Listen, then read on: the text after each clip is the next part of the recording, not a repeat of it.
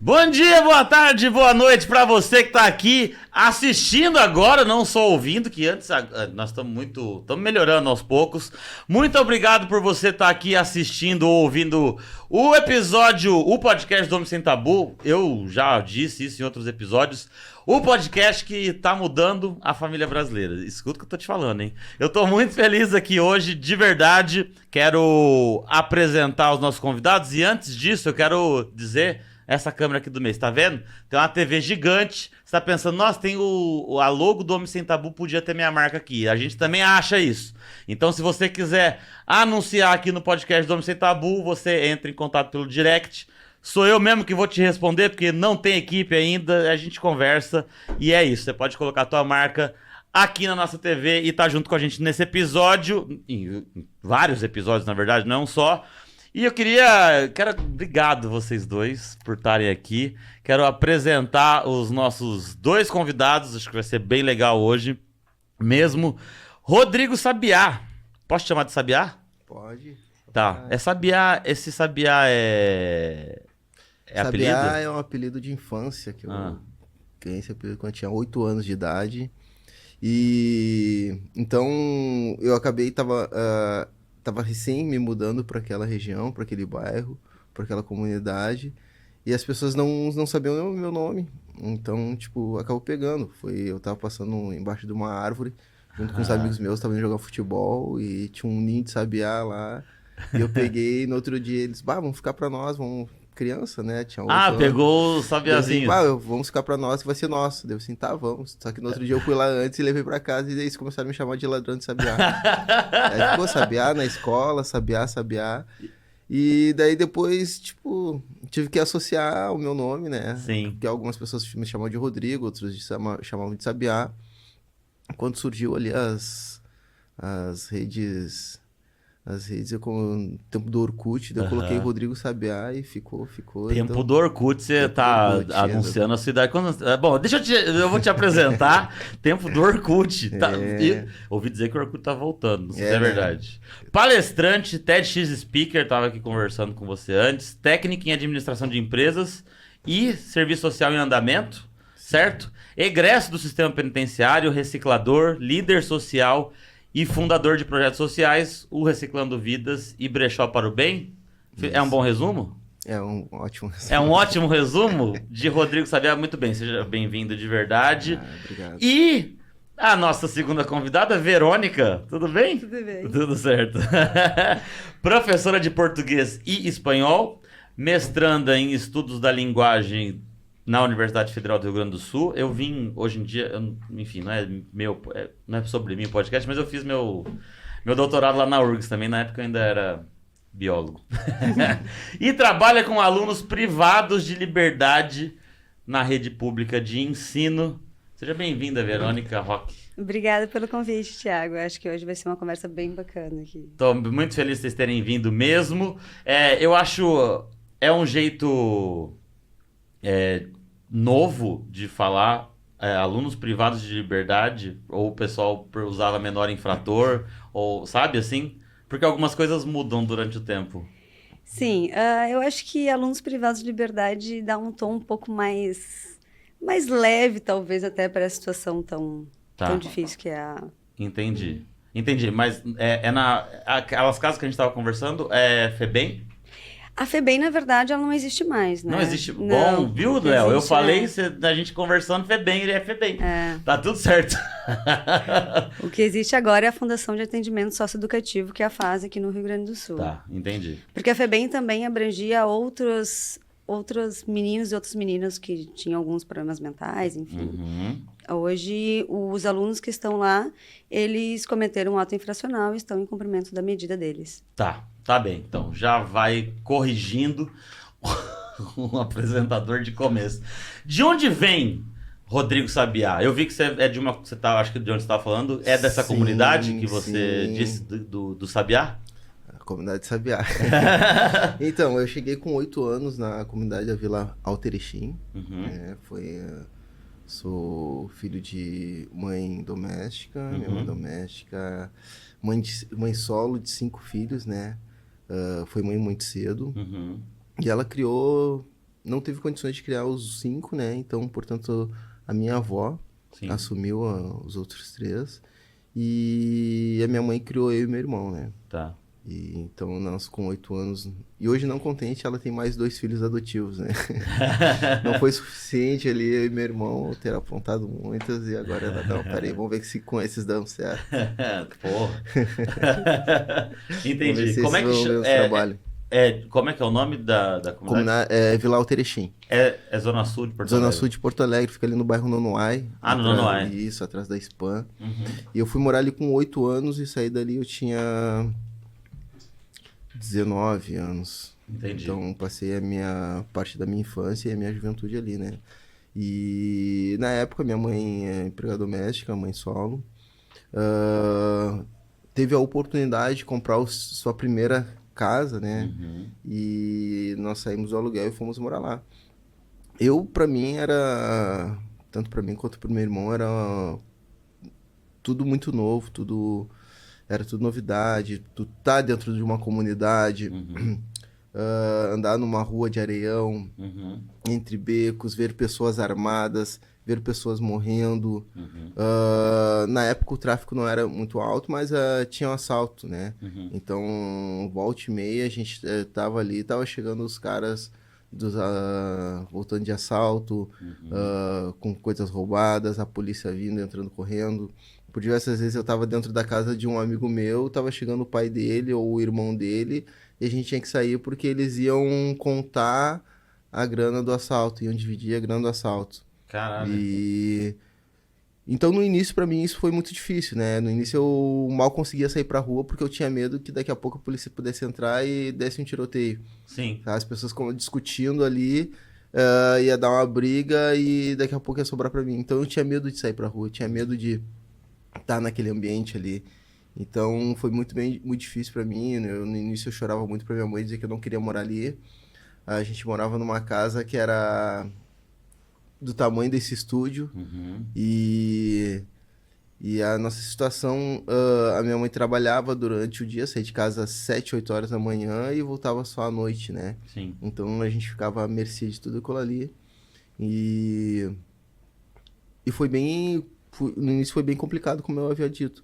Mas até um dia eu acabei tendo que me acostumar com aquela situação. Perder o medo de tudo isso, né?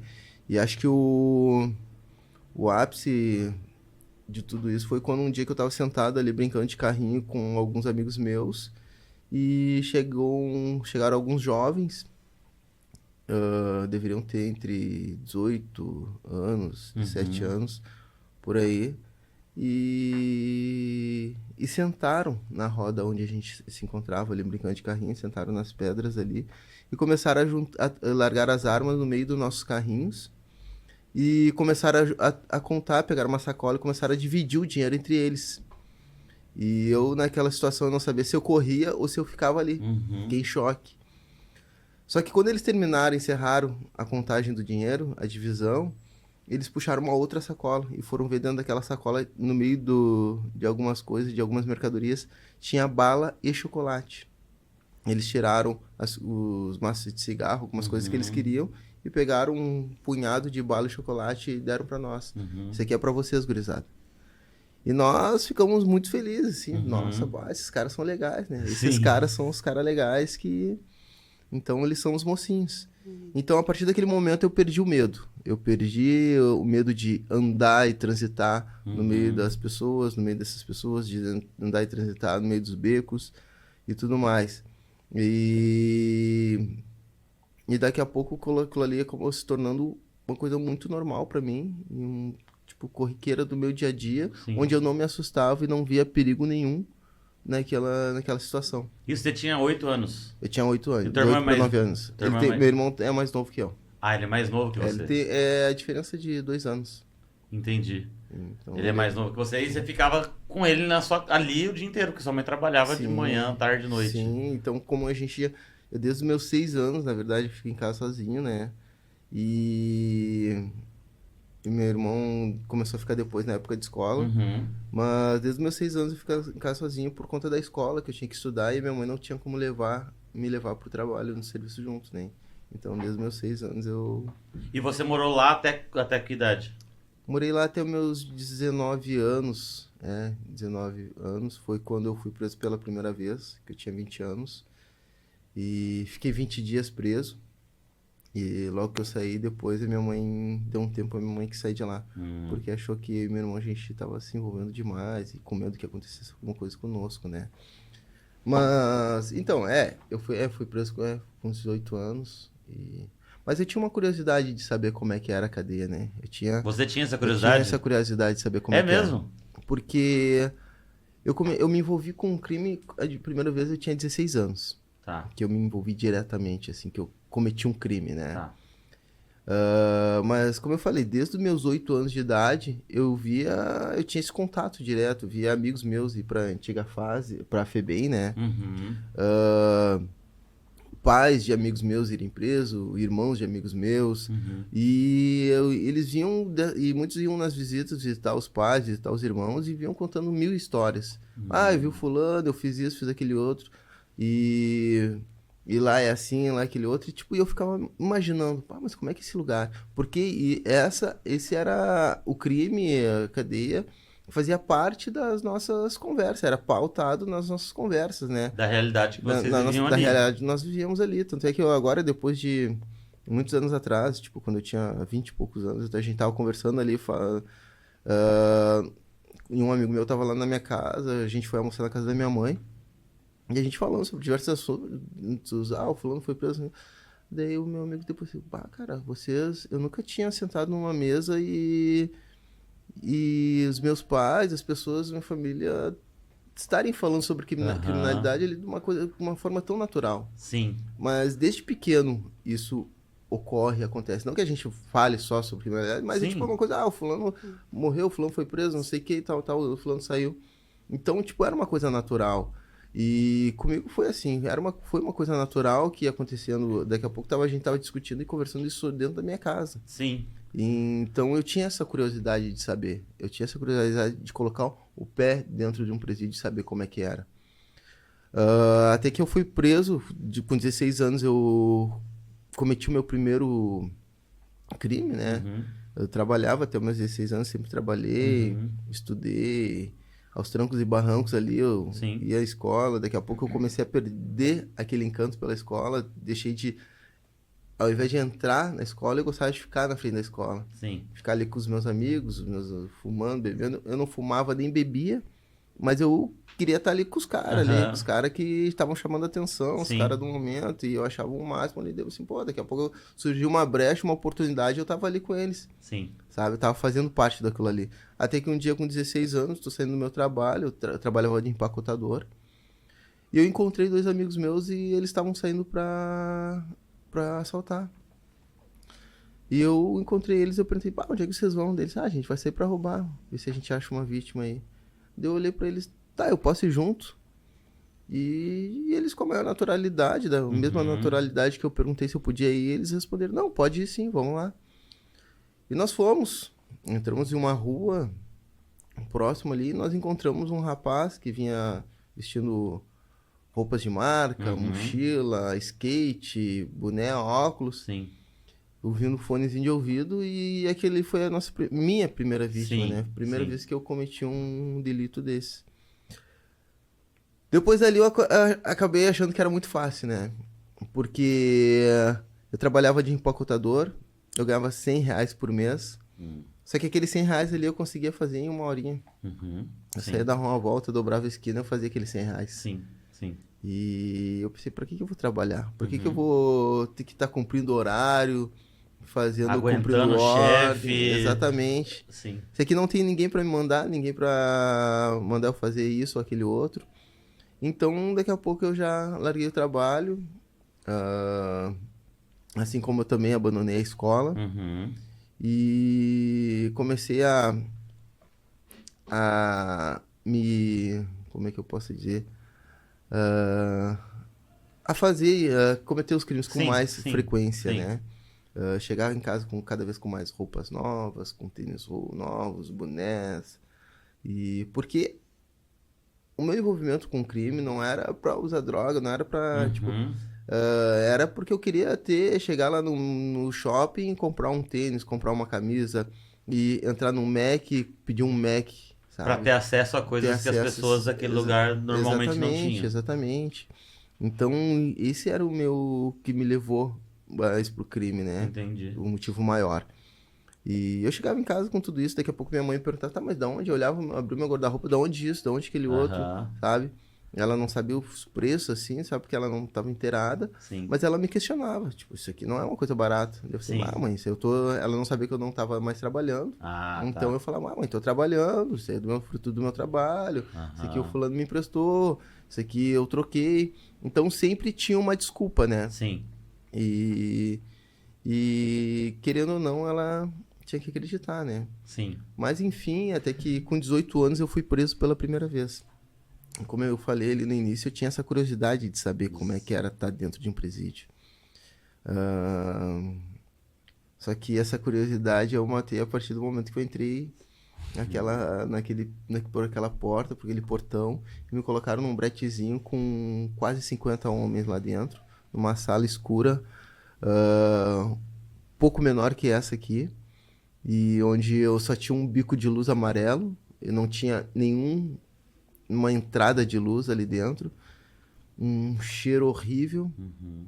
onde a gente tinha que comer. Os caras tinham que comer com a mão, eu não conseguia comer, eu só comia pão e banana, porque eu não conseguia comer aquela comida, o Uhum. resto das coisas que eles traziam. E eu falei, bah, isso aqui não é pra mim. Eu ficar num brete aqui mais de 24 horas esperando pra darem a minha entrada no presídio pra eu poder entrar pra uma cela, né? Então que as pessoas indo ao banheiro, fazendo suas necessidades ali na frente de todo Ali. mundo, E sabe? você tinha 18 anos, então você Esse eu já, tinha 18 você já anos. ia para pro presídio. Exatamente, presídio normal, né? Entendi. E fiquei 20 dias, então foi o...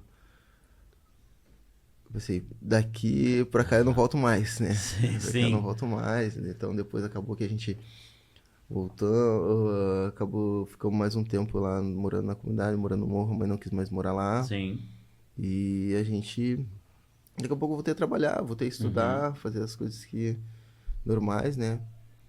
E até que com 23 anos comecei a frequentar um condomínio lá de uma menina onde eu ficava, comecei a ter acesso a outros jovens, assim, a outras Uhum. pessoas. E não deixei os meus amigos da comunidade de lado, mas andava lá cada vez menos. Pera só. Ah, você mexeu aí? E, Ah, não, tá, é que eu dei um Ah, só o volume aqui que eu. Ah, desculpa. e daí eu comecei a frequentar cada vez menos, mas porque eu estava frequentando outros lugares. Sim. E um dia nós fomos numa festa, uma festa lá que tinha um clube Teresópolis, lá próximo de casa.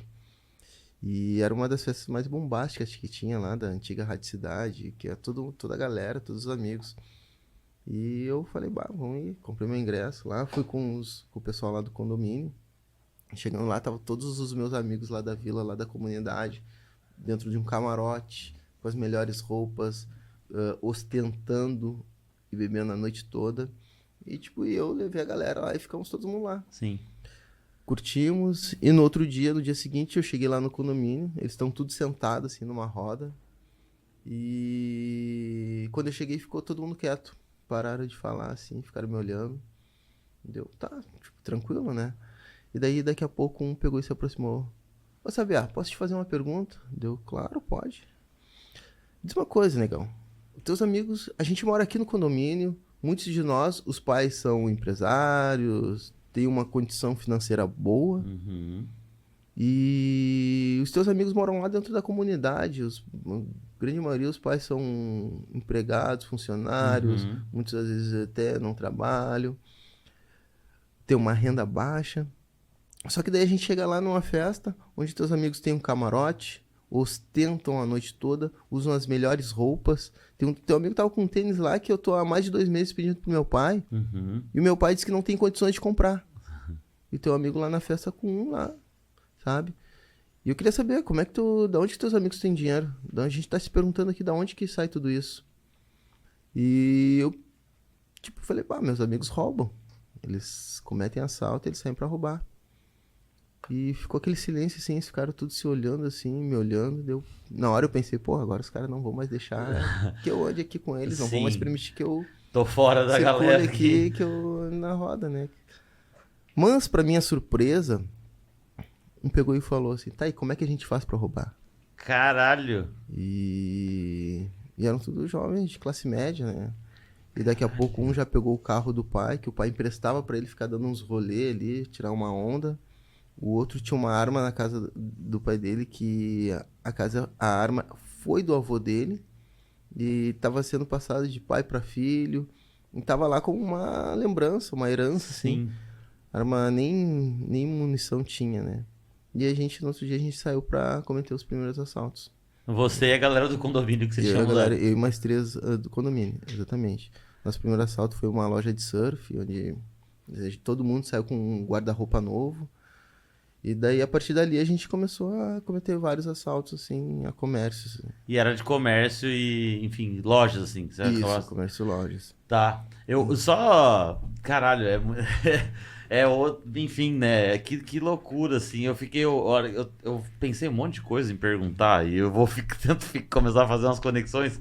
Mas a Verônica, ela tá no dia a dia dela com os jovens... Exatamente. que era o Sabiá ali com 16 anos, indo pra cometer ali teu primeiro crime. Óbvio, a gente vai voltar a falar dessas coisas, ô Sabiá, mas como é que isso entrou na sua vida? Porque você é professor de português e espanhol, Isso. e você... eu quero trabalhar assim com jovens desde o começo? Bom, antes eu quero dizer que enquanto sabia falar, eu tava rindo aqui porque eu tava ouvindo meus alunos, né? Então, assim, As coisas histórias... As histórias são muito semelhantes, a história de vida também. Muitos deles vêm de uma comunidade pobre, filhos de empregados domésticos, Sim. enfim, sem figura paterna. Essa estrutura nunca... Até hoje eu não tive nenhum aluno filho de juiz, nem de jogador de futebol famoso lá, né? Sim. Então, eu trabalho lá desde 2016, contrato emergencial do Estado. Uhum. Eu estava no 6º semestre da graduação, não lembro mais ou menos. E aí eu fui olhar as vagas no site para onde tinha para professor. Daí quando eu olhei para lá, eu pensei, é esse lugar mesmo que eu quero, é esse mesmo que eu quero começar, vamos começar por aí. Eu já trabalhava com aula de língua espanhola, principalmente. Só que na rede pública foi meu primeiro contato, assim, fora os estágios que eu já tinha feito. Então, foi assim, na cara e na coragem. Teve muita gente que ficou com receio, assim, Verônica, será que não é perigoso? Eu disse, não, gente, estou indo lá, Vamos ver qual é que é da gurizada. Adolescente é tudo mais ou menos a mesma coisa, independentemente do lugar, né? Mas vamos ver como é que vai ser essa experiência. Estou lá há 6 anos. E isso... Como é que foi pra você ter esse contato? Porque uma coisa eu imagino você falar, não, vamos lá, gente, ver qual é que é, e pode chegar lá e não ser desse jeito. As pessoas que olham de fora uma penitenciária não faz ideia do que você está falando, né? Tanto uma penitenciária para maior, uma penitenciária ou para menor infrator. E acho que com certeza a vida lá dentro é bem diferente. É bem diferente. O teu dia a dia lá dentro como é que é isso, entende? Bom, no início... De começo, né? No início, eu lembro que eu voltei muitas vezes para casa chorando. Porque eu me dei conta de que a minha função lá era muito insignificante, assim. Porque tem toda uma história de vida dos guris, tem todo o local que eles vieram, o que eles querem fazer no futuro deles. Então... Eu tinha 24, 25 anos mais ou menos, e eu cheguei lá com muita vontade, eu vou fazer a transformação, é aqui que eu vou fazer, eu vou acontecer, e cheguei lá e vi, gente, eu tenho que dar muitos passos atrás, sabe? E vai ser muito difícil. Então, foi muito triste no começo que eu me dei conta que eu estava num ideal de poder transformação, que na realidade foi muito diferente, sabe? Sim. Você não viveu isso, porque você não chegou aí você já foi porque isso acontece dentro dessas unidades. Quando você vai para o presídio existe esse tipo de trabalho lá dentro? Existem também muitos trabalhos lá. Existem o trabalho da Carmela, que é o direito de cárcere. Eu mesmo fiz parte um projeto que teve duração de 10 anos, que é MCs para a Paz, Multiplicadores de Cidadania. E, bom, que foi um projeto que me trouxe uma grande evolução, né? Tanto psicológica quanto cultural. Sim. E esse projeto, ele me acompanhou desde o fechado, do regime fechado, até a minha liberdade quando eu estava incondicional, né? Então, tipo, eu iniciei lá em 2007 no regime fechado. Em 2011, 2010, quando eu fui pro semiaberto, eu fiz parte dele também no semiaberto. E quando eu tive a liberdade condicional, eu também dei palestra representando o MCs para a Paz, né? Você começa na palestra ali, então? Comecei ali, inclusive, exatamente, já no semiaberto foi o meu primeiro convite, foi para que eu pudesse dar uma palestra para jovens estudantes de Direito do IPA, a convite do professor Celso Rodrigues, também faz um trabalho em presídios, né? E eu fui lá para falar sobre a minha vida. Tipo, foi eu e meu irmão também é egresso, né? Então, foi a primeira vez que eu vi meu irmão se emocionar falando sobre ele, conversando sobre ele. A primeira vez que eu vi ele se abrir de verdade. E aquilo ali me emocionou muito, assim, sabe? E eu falei, pai, é muito massa, é muito legal. E, tipo, eu vou falar de mim, falar da minha história. Então, só que isso tudo se deu início lá quando eu, tipo, me deu um start, assim, pô, peraí. Lá quando eu tava preso lá atrás das grades, assim, tipo, quando eu fui preso pela segunda vez, né, que eu fui preso com 23 anos. E foi bem diferente da primeira vez. Porque a primeira vez eu tinha uma curiosidade, eu era jovem, eu sabia que daqui a pouco eu já ia embora. Mas daí a segunda vez, não, eu tinha 23 anos, não que eu não fosse jovem ainda. Mas eu entrei lá, tipo, já o meu advogado já tava me deixando ciente que eu ia pegar uns bons anos de cadeia. Então eu acabei perdendo amigos, perdendo namorada, perdendo a minha liberdade, né? E então aquilo ali mexeu muito comigo emocionalmente, sabe? Entrei numa depressão horrível. Eu chorei muito, então para não chorar na frente dos outros presos, assim, porque a cadeia é muito machista, né? A cadeia é muito machista, assim, então tu tem que ter uma postura o tempo todo, senão os caras passam por cima de ti, né?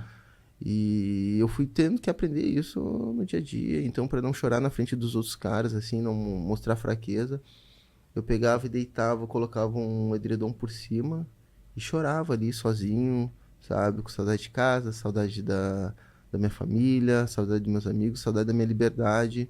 Porque eu, tipo, a galeria que eu tava, até nem existe, não tem mais essa galeria no Presídio Central, foi uma das galerias destruídas.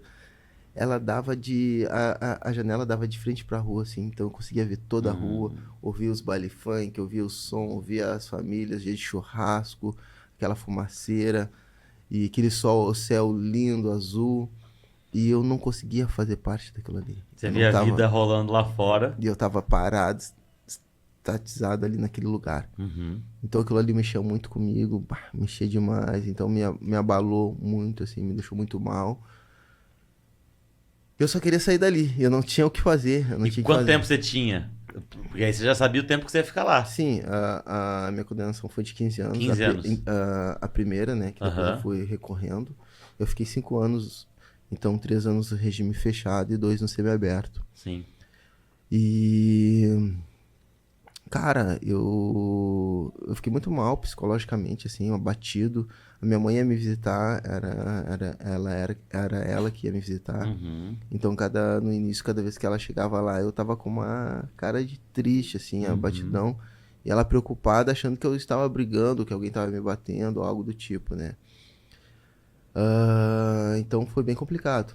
O seu irmão tava preso chegou a ficar preso em épocas parecidas, assim, contigo? Sim, épocas parecidas. Então, só que nós fomos nos reencontrar, tipo, uns 2 anos depois, 2009, Porque daí nós fomos transferidos eu fui transferido para Charqueadas, e ele tava em uma cadeia, eu tava em outra. Ele tava no presídio, eu tava em outro.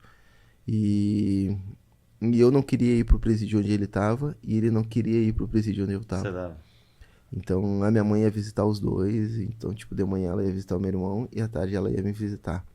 Mas vocês não queriam por algum motivo específico dos presídios ou pra não estarem juntos? Motivo específico dos presídios. Tá, de mesmo. cada coisa. Exatamente. Tá, entendi. E a gente foi reencontrar nossa família depois de 2 anos. Tipo, Sim. eu acabei cedendo e fui pro presídio onde ele tava, porque não era justo também fazer isso com a minha mãe, né?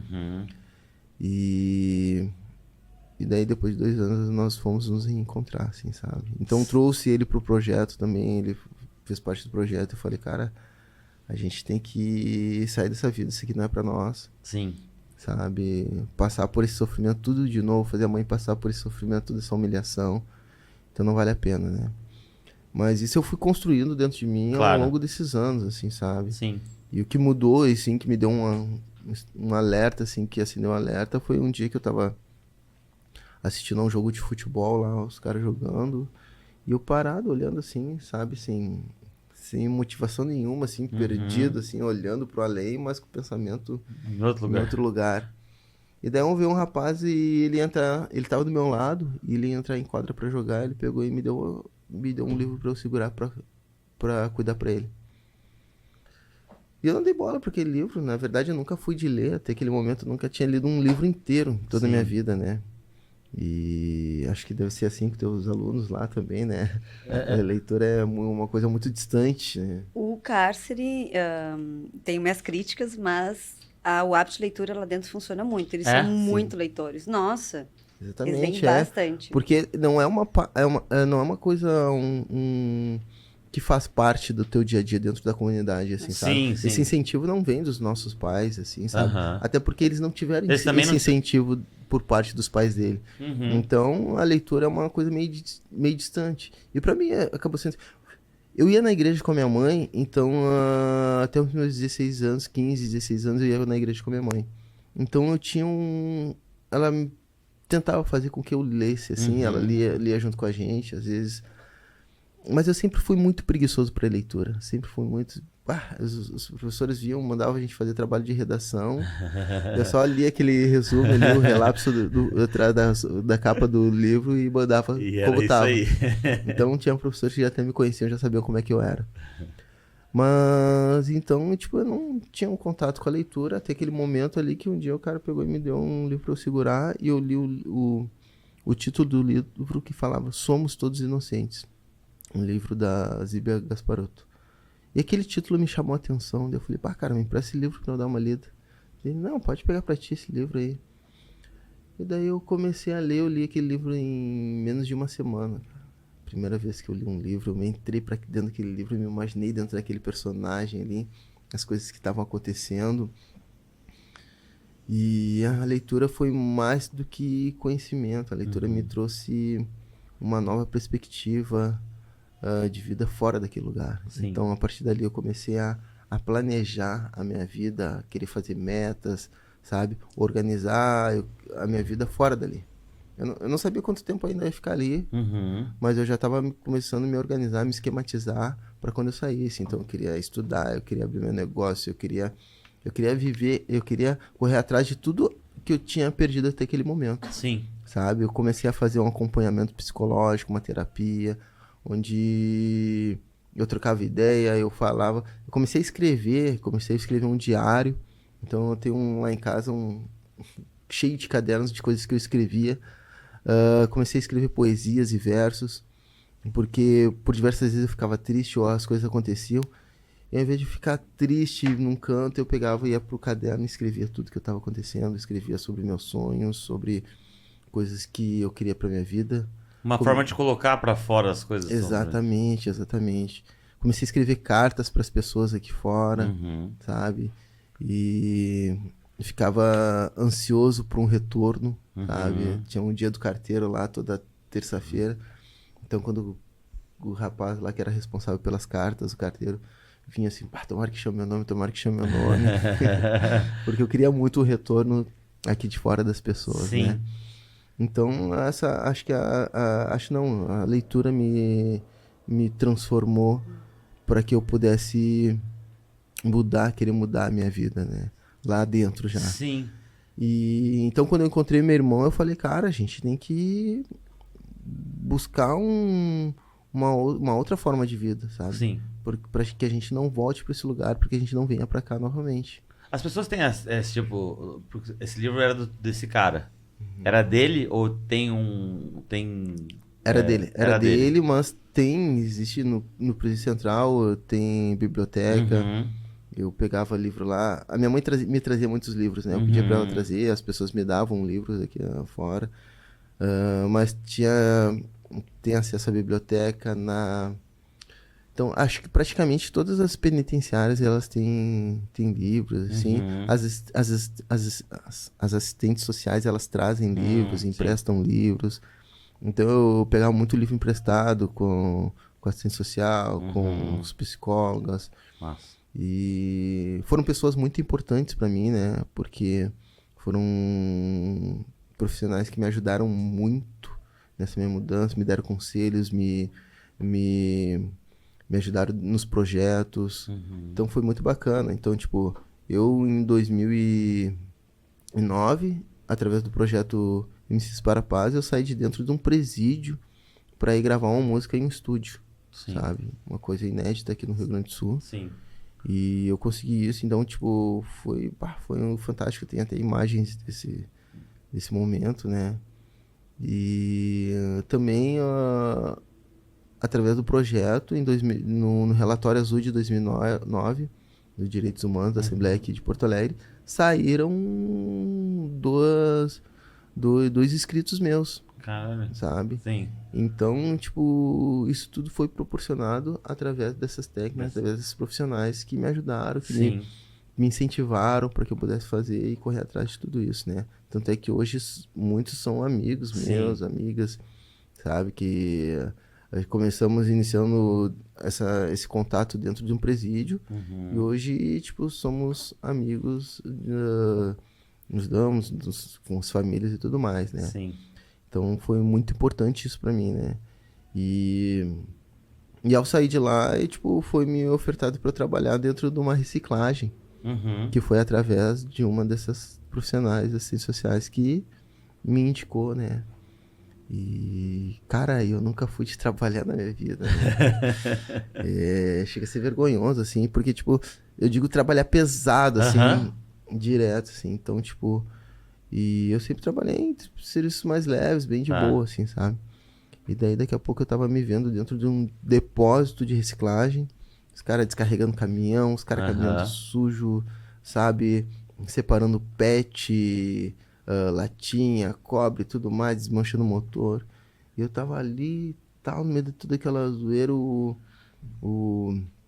proprietário, o rapaz que ia me dar o emprego ali, conversando comigo, com a assistente social, e eu ali perdido e pensando, mano, como é que eu vou dizer não pra esse serviço? Como é que eu vou sair daqui que eu não queria nem estar? Exatamente. Pode ir. Quem é que gosta de trabalhar pesado? Pois é, né? Eu também não gosto, é difícil. Trabalhar pesado. Que nem os meus alunos, eles pensam assim, né? Bom, a tua fala faz eu fazer 1 milhão de conexões com o meu dia a dia lá. E eu vou chamar de... Eu não sei se é a melhor palavra, mas eu vou chamar esse teu despertar no sentido de tu conseguir te enxergar em outro espaço, além do cárcere, é a grande virada, sabe? E isso é muito difícil. E na minha concepção, a partir do trabalho que eu venho desenvolvendo com eles ao longo desses anos, para mim, tem que ter muita autoestima para conseguir fazer isso. Autoestima para tu te ver que tu pode ocupar outros espaços que tu merece, que tu tem direito a estar em outros locais além daquele. O que é muito difícil lá com os meus meninos, eu vejo isso. Porque eu digo para eles, tá, gente, daí eu levo questões do Enem, e tá, o que é o Enem? Ah, apresentar na universidade, tá, o que é a universidade? E só rico estuda, quem é que pode estudar? Não sei o quê. Não, quando eu falo que tem festa na universidade, meu Deus, daí bate uma vontade do nada de querer estudar, muito louco. Mas... eles não veem esse tipo de realidade, né? Eles pensam assim, não, para trabalho é na obra, né? Como servente, não sei o quê. Daí eu digo, tá, gente, mas existe outra possibilidade, né? Então, em virtude de ter crescido naquela comunidade, eles não conseguem enxergar em outros espaços. Então, esse trabalho de dizer assim, apresentar uma universidade, falar que existem outras possibilidades, que tem como estudar de forma gratuita, é muito importante, mas é muito difícil fazer com que eles consigam ver que eles merecem outra coisa, né? E tu falando também dessa curiosidade pelo Central, todos eles, né? Eles querem porque querem ir para lá depois. É muito louco, tem uma curiosidade muito grande. Exatamente. Querem, porque eles convivem com pessoas que já estão lá, tios, familiares, a galera do corre mesmo, né? A pessoa que ele admira tá lá trabalhando lá de dentro, até porque na visão deles dentro do presídio é melhor, porque no presídio tem acesso a celular, tem muito mais liberdade do que tem quando tu é menor de idade. Ali tu não tem acesso ao celular, é muito mais regrado, assim, né? No presídio tem mais uma organização da população carcerária na organização do presídio, assim. Então, tem uma liberdade que os guris não têm. Então, eles não gostam de estar ali. Ah, de onde eles estão lá, você fala. De onde você trabalha. Ah, tá, isso, eles não... Lá, eles acham que eles têm menos liberdade. Então, eles querem ir pro Central para conhecer. E daí, eu digo, tá, mas pode fazer outra coisa além disso depois, quando completar 18, 19 anos, né? Existem outras possibilidades, mas é muito difícil mostrar para eles que eles merecem, podem ter acesso a outros espaços além desse espaço, né? Qual que é a tua maior dificuldade que você acha, sabe, de trabalhar com jovens menores infratores? Nossa, tem tantas. Não tinha? Nossa, eu acho que é... Bom, eu havia dito que quando eu cheguei lá, eu percebi que eu teria que dar muitos passos anteriores para poder ensinar a língua espanhola, a língua portuguesa e ensino religioso, que eu também trabalho com ensino religioso e projeto de vida. Professora estadual dá aula de tudo quanto é coisa, né? E eu acho que os passos anteriores começaram por eu pensar que para eles quererem estudar, querer mudar a vida deles, que o objetivo é esse, né?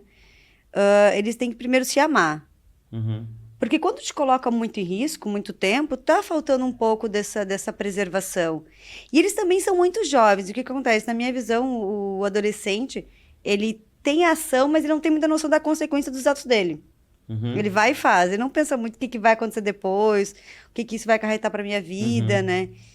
Então, eu acho que os passos atrás foram pensar... Ele se vê como alguém realmente importante. Porque o que acontece? Dependendo do nível de envolvimento deles, no que eles se envolvem, eles não vão ficar vivos por muito tempo. Sabe? Eu já tive notícia de vários alunos e alunas que chegam a notícia pra nós, olha, fulano veio a óbito, sabe? Você já teve aluno que morreu? Sim, vários. Sim. E é muito triste, sabe? Alguns acontece isso durante o Equipai mesmo. O Equipai é quando eles começam... a gente tarefa de quase semi-liberdade, que eles podem fazer atividades externas como o estágio, curso, trabalho, e final de semana eles vão para casa. Teve um que não voltou desde final de semana. Sim. Então, dependendo do envolvimento, eu costumo dizer para eles que é um contrato que custa muito caro. Eu digo para eles, eu sei que tu quer esse tênis da Nike, que é R$1.000. As gurias vão te olhar com outros olhos, eu sei disso. Eu sei que tu quer essa camisa de marca, camisa de time com, sei lá, R$400, R$500. E eu juro que eu entendo eles, porque no sistema capitalista, como é que a gente mede nosso valor? Como é que a gente se torna gente? Né? A partir do consumo, né? Que a gente se torna. Então, como é que eu vou dizer que ele não tem direito a isso? Sim. Não pode dizer que ele não tem direito, sabe? Mas ele é o que também... eu sabia tava falando, de que quando ele começou a roubar era pra ter... Não era nem pra usar droga, porque nem usava. Né? Eu fico pensando quando... E eu acho que tem a ver com o que você tá falando, e acho que o Sabiá, obviamente, também pode falar disso, porque eu fico sempre... Eu acho muito... E aí eu não trabalho com isso, né? Isso aí é pra outras pessoas. Porque eu entendo o que você tá falando, mas a realidade de morar numa comunidade pobre e você tá num lugar desse é totalmente diferente. Como é que essas pessoas que querem, tipo, como ela ou qualquer pessoa que trabalha assim, consegue fazer isso que ela tá falando, de falar para essas pessoas que elas podem chegar em outro lugar, que elas merecem isso, porque a realidade é outra. O acesso, né? A gente não pode não falar disso quando vai falar, e eu vou falar do meu topo, do meu privilégio, né? Não, tem que ter um recorte racial, vai ter um recorte social das coisas, entende? Isso é muito difícil de fazer. Pois é, cara. A gente vive uma realidade, tipo, que nem eu trouxe ali. Leitura não existe dentro de casa, sabe?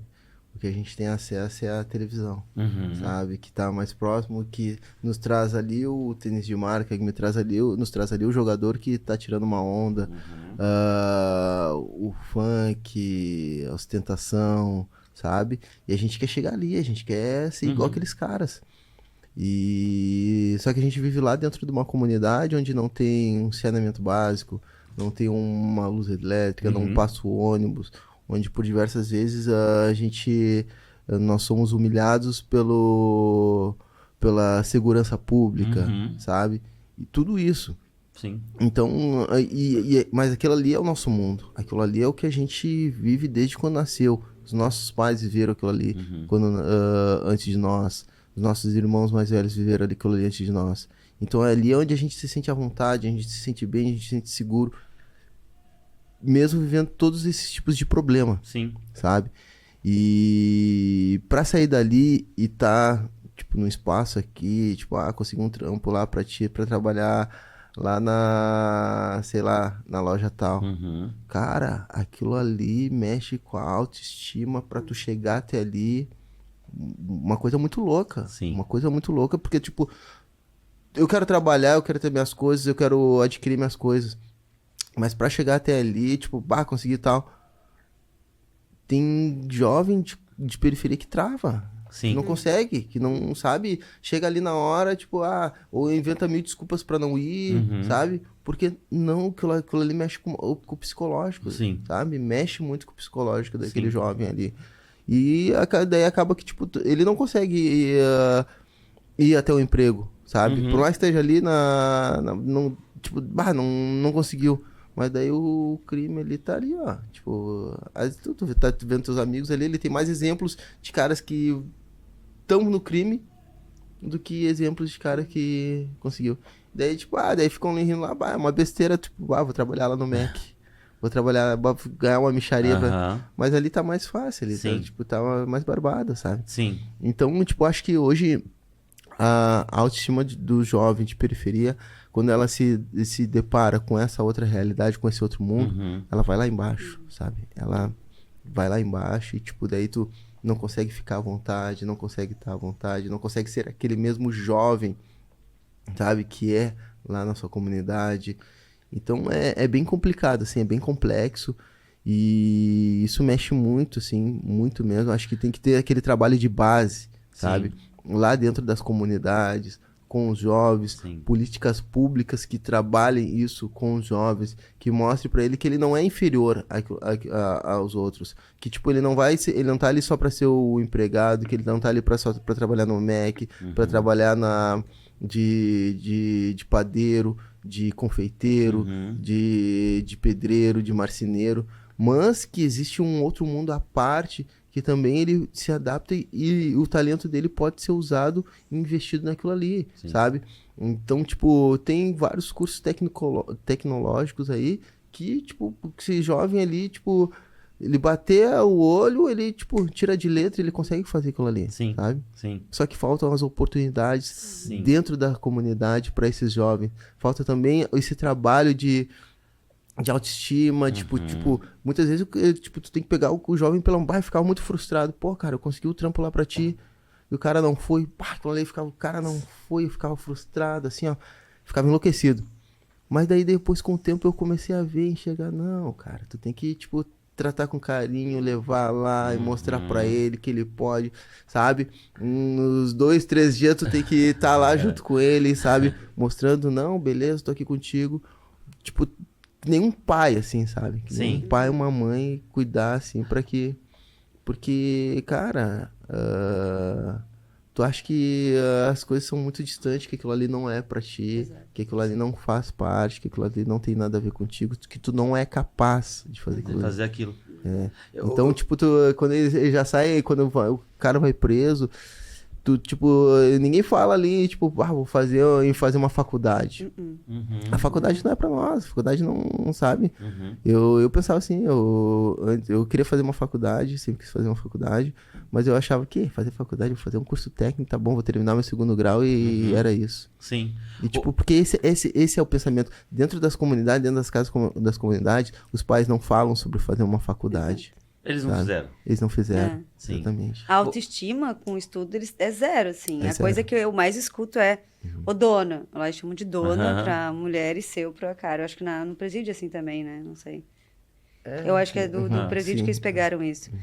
E aí, eu sou burro, dona, eu não consigo. Sim, eu disse isso pra ti? Não. Se eu não disse, tu não vai dizer. Se eu, enquanto a professora, não confirmei essa informação... Então, quando um começa a chamar outro de burro lá, eu fico muito brava. Eu digo, não vai fazer isso. Esse tipo de coisa não é permitido na sala de aula. Porque eles já estão muito desconfortáveis naquele ambiente ali, Sim. né? A defasagem da idade série, eles estudam de verdade ali. Porque eles chegam ali, muitos deles dizem, olha, dona, eu aprendi a ler, aprendi a escrever, comecei a estudar, foi aqui mesmo. Sim. Porque eles vêm da rua, ninguém estava estudando na rua. Sim. Eu concluí Né? meu 2º grau dentro de uma penitenciária. É assim. Eu concluí meu 2º grau dentro de uma penitenciária. E tipo, tem vários casos, assim, que... Se você... Eu fico ouvindo você falar isso e vai ser... É muito fácil da gente achar uma pessoa que pode pegar você, por exemplo. Ah, não, o Sabiá, e aí ele teve preso, e ele saiu, e ele deu a volta por cima, vai pegar como exemplo de superação, e você vira um youtuber famoso, e você começa a ganhar grana e tudo mais. Vai ter um monte de gente olhando pra uma galera que tá na comunidade, que tá no crime e tudo mais, falando, tá aí porque quer. Se você quiser se esforçar, você consegue tudo mais. E quando você vê você falando isso, é óbvio que o buraco é muito mais embaixo, tá ligado? Não é... Porque você já deve ter ouvido falar isso e deve dar uma puta raiva em ti quando você ouve algum tipo desses posicionamentos, não é? Então, cara, como eu falei, eu comecei a querer construir tudo isso lá atrás, sabe? E, eu queria falar, um dia eu queria entrar dentro de um presídio e falar que eu tinha dado certo, que eu consegui, sabe? Falar pros caras aí, os caras com autoestima baixa e falar, cara, eu consegui. E eu comecei a trabalhar isso, assim, sabe? Muito graças à minha mãe, que sempre me apoiou, sempre esteve ali do meu lado. E eu queria dar essa alegria pra ela, sabe? E... Então, eu fui uma pessoa que, por mais que tivesse tudo ruim, tudo péssimo ali, que a gente tivesse naquela situação, ela sempre tava ali me apoiando, com o astral lá em cima, não querendo me trazer problemas, mas me trazendo opções para que eu pudesse dar certo. E então eu falava pro meu irmão, cara, a gente tem que dar uma alegria pra minha mãe, tem que dar alegria pra mãe, sabe? A gente tem que dar certo. E eu nunca esqueço uma coisa que, ficou gravado pra mim, assim, sabe?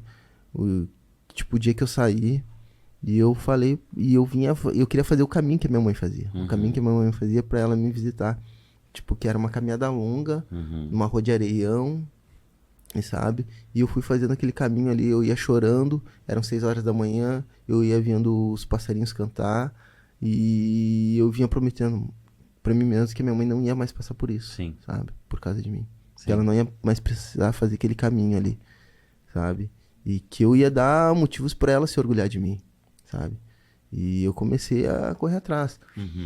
E hoje eu falo sobre isso, falo da minha história, tô aqui falando sobre tudo isso, não é porque, pra me vangloriar, pra dizer, eu sou capaz. Não, cara, é porque eu quero estender a corda para que outros venham. E acho que isso é uma forma da gente poder enxergar esse mundo que às vezes a gente acha que não tem nada a ver, que não tem nada a ver conosco, que é uma outra realidade. Mas, de alguma forma, em algum momento a gente tá correndo o risco daquilo ali. Eu não tenho envolvimento com crime, mas o meu irmão pode ter. A gente não tem nada a ver, mas a gente pode se tornar vítima daquilo ali. Nós podemos se tornar vítimas daquilo ali. Então, todos nós estamos ligados de alguma forma. Podemos estar ligados de alguma forma. Então, eu acho que é mais do que justo da sociedade pegar e colocar, de que forma eu posso ajudar? De que forma que eu posso tentar mudar isso, Sim. sabe? Porque nós não vamos mudar nós não vamos, tipo, acabar com a criminalidade, que, tipo, isso já vem de anos. Mas a gente pode diminuir, dar uma dosada também, né? Sim. Então, é através da oportunidade, através da educação, Sim. sabe? Driblando esse preconceito, sabe? De achar o cara foi preso, o cara tem uma ficha extensa, então, tipo, tá sujeito a vir a cometer um crime novamente, sabe? Sim. E as empresas abrirem portas e darem oportunidade para esses caras, sabe? Sim. Mudar isso, tipo, pô, vamos dar uma oportunidade para esses jovens, vamos abrir uma cota, abrir uma oportunidade para que essas pessoas possam também tentar, Sim. sabe? Porque eu tive muita força de vontade, eu tive muitas pessoas me apoiando, eu quis isso, mas eu tive que ter sorte para isso também. Sim. Que nós que somos de comunidade, a gente pode tentar, mas às vezes a gente não tem sorte das coisas darem certo para nós também. Eu tive sorte de ter uma mãe, eu tive sorte de ter pessoas que acreditavam em mim, eu tive sorte de ter, daqui a pouco, empregos e oportunidades de trabalho. Sim. E eu tive que querer isso tudo também, né? Não, sabe, me decepcionei muito, sofri muito preconceito, assim, em diversos momentos, até em local de trabalho. Sim. Sabe? E tua autoestima, assim, eu tive que sempre tentar manter minha autoestima alta, assim, sabe? Sim. E achar que eu era capaz, que eu não era menos do que aquelas pessoas que estavam ali. Sim. E eu podia, às vezes, eu chegava na porta, assim, do trabalho, assim, de algum lugar, e eu gelava, cara. Gelava e eu, tipo, daqui a pouco, eu não vou entrar, não vou conseguir. Agora isso depois de velho, cara. Sim. Depois de velho isso aconteceu comigo e ainda acontece. Sim. E eu tive que, sabe, relutar e ser muito forte, sabe?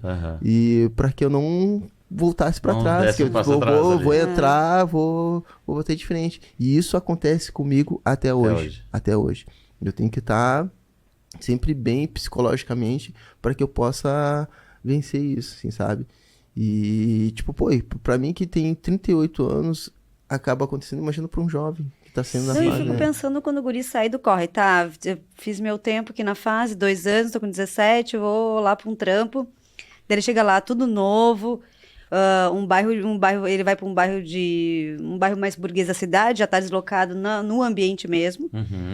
Porque dependendo do envolvimento, eles não podem nem sair do bairro, né? Então, eu não posso ir para qualquer lugar da cidade. Então, eu digo para eles, vocês perderam a liberdade de vocês muito antes de estar aqui dentro, né? Porque vocês não têm acesso à cidade. Sim. Tá, daí o guri, digamos que ele quis mudar a vida dele, foi lá, arrumou um estágio num bairro de gente branca, de escritório só tem gente branca, ele se veste diferente de todo mundo, é o único cara que fala daquele jeito. E aquela autoestima daquele, ele já vai se deslocado em vários aspectos, se não der bem, ele vai pensar, poxa, tá muito difícil isso aqui para mim. Eu vou voltar a fazer aquilo que eu sei fazer. Sabe? É muito difícil essa transformação. Tem que ter muito apoio da família. E tem que ter também uma coisa muito... Tem um lance muito individual, assim. E tem muito esse lance da autoestima que tu falou, eu falei, que eu acho que é muito importante. Que é por que eu mereço estar em outros espaços além desse. O que eu sei fazer é isso. Até porque quando... Que eu fico pensando que eu tenho que ensinar os meus meninos a sonhar. Eles não sabem sonhar. A galera que vive na periferia, que vive na vila, assim, na pobreza mesmo, o sonho é uma coisa, nem todo mundo tem um direito a um sonho, né?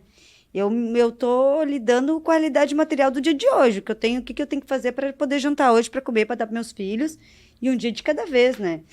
Então, eu provoco muitos guris falando assim, onde é que vocês vão estar daqui 10 anos? Nossa, quer destruturar os guris, assim, é perguntar isso. Dona, não sei nem se eu vou estar viva amanhã. Será que eu vou estar viva daqui 10 anos? A senhora vai me ver lá no mundo dos caras de calça bege, lá, não sei o quê. Eu digo, tá, mas... E eles sempre vão para a mesma coisa, né? Não sei se eu vou estar viva, não sei se eu vou estar viva. Assim, tá, gente, mas vamos trabalhar com a possibilidade que vocês estejam. Sim. Onde vocês podem estar, né? Então... Me parece que a vida na vila, assim, a vida é difícil, materialmente difícil, que não falta infraestrutura das comunidades, ela tira esse direito ao sonho dos guris. Então, se eu não sonho, qualquer coisa tá bom pra mim, sabe? Tipo, tá, e daí se eu não vou estar viva amanhã, sabe? É um nível de não se importar consigo, assim, é muito... Você acha que o sonho na comunidade é diferente do dentro do condomínio? É diferente. Cara, eu sempre fui um cara, agora eu tava falando assim, tava ouvindo, e eu sempre fui um cara muito sonhador. Muito sonhador. Eu já fui taxado. O Rodrigo é muito sonhador. E realmente, e quando falaram isso, eu fiquei chateadíssimo, assim, sabe? Depois eu olhando pensando assim, cara, meus sonhos me trouxeram até aqui hoje. Tá aqui conversando com vocês é uma realização de um sonho. Sim. Sabe? Então, meus sonhos já me fizeram viajar por aí. E não consegui realizar a metade dos meus sonhos ainda, né? Sabe? E eu não sou aquele cara sonhador, tipo, com milhões, não. Não, mas o sonho mas eu sou sonho. São sonhos, sabe, básicos, assim, sabe? Sim. Então, tipo, todos... Lembra que eu falei ali que, tipo, comecei a traçar planos, metas, objetivos. Então, tudo isso era sonhos, cara. Tudo isso era sonhos. Eu consegui realizar o sonho de poder voltar pra dentro de um presídio e falar, trocar uma ideia com os caras. Sim. Nunca esqueço uma coisa que me marca muito, assim, ó. Tipo, é quando eu tava saindo a primeira vez pro semiaberto. E o policial, ele pegou e me perguntou, quando é que tu vai voltar? E aquilo ali na hora, assim, ó, me subiu o sangue, assim. Ele falou te provocando. Provocando. Tirando uma onda, assim. O cara tava tirando uma onda. E eu pensei em dar uma resposta pra ele, assim. Eu assim, mas eu fiquei quieto. E esse quando é que eu vou voltar? Tipo, eu voltei, cara. Voltei pro presídio central, voltei pro presídio do Rio Grande do Sul, pro Brasil, já tive em outros presídios no Brasil. E sabe, contando a minha história, falando da minha história. Tipo, a mesma história que eu tô aqui contando pra vocês, eu já contei semana passada eu tava contando pra 2 jovens, assim, entrei numa sala, eu tava falando com 2 jovens, falando da mesma forma que eu tô falando aqui. E da mesma forma que eu tava falando pra aqueles 2 jovens, eu tava falando pra 100 e poucas pessoas, 200 pessoas, sabe? E a essência é sempre a mesma, e eu não fico inventando nada, eu fico acrescentando nada que seja diferente daquilo ali, sabe? Eu conto a minha história, falo do que eu vivi, do que eu passei, e pra mostrar pra eles que se eu conseguir, eles também conseguem. Dá pra fazer. Sabe? Dá pra fazer, sabe? É difícil, sabe? É difícil, tem muitas pessoas querendo que tu desista, às vezes as próprias pessoas do teu lado ali estão querendo que tu desista, que tu vai pro crime. Mas tu tem que ser forte, cara. Tu tem que ser forte, sabe? E a própria referência que a galera tem de quem admira. Semana passada eu tava fazendo atividade com os guris e eu pedi pra eles me listarem pessoas, nome de pessoas que eles admiram e as qualidades dessas pessoas, né?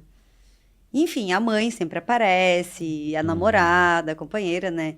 Irmã. E daí tinha um menino que tá muito apaixonado e não parava mais de dar qualidade pra aquela menina, assim. Então eu tive que chegar e pedir, para, só um pouquinho. E é muito importante essa função, esse apoio da família. E teve um menino que, só um deles, que uma pessoa que ele disse que admirava não era uma pessoa da família. Era um cara do corre, assim, né? Do tráfico. E daí, eu lembro que a pergunta seguinte era, depois que eles falavam sobre a pessoa que eles admiravam, as qualidades dessas pessoas, eu perguntava se essas pessoas também amavam eles. E daí, todas amavam ele, menos aquele cara. Então, mas eu tenho 11 anos, eu tô na vila lá, eu estudo só um turno, no outro turno eu tô na rua com a gurizada, né? Minha mãe tá trabalhando e tal. E daí aparece aquele pessoal com aquele saquinho de bala ali, com arma e várias coisas, e eles têm dinheiro, eles têm bala, eles têm chocolate, que legal, eu também quero isso. E daí, sem contar também a falta, talvez, da referência também, da referência paterna, que é uma coisa que, enfim, ela faz uma diferença, assim. Muitos meninos lá não tiveram a figura do pai. Então, esses homens que trabalham com o tráfico já são maior de idade, ou são quase maior de idade, vai construindo uma referência de admiração. Os guris vão admirando essas pessoas. Quem tu quer ser quando crescer? Eu quero ser esse cara aqui.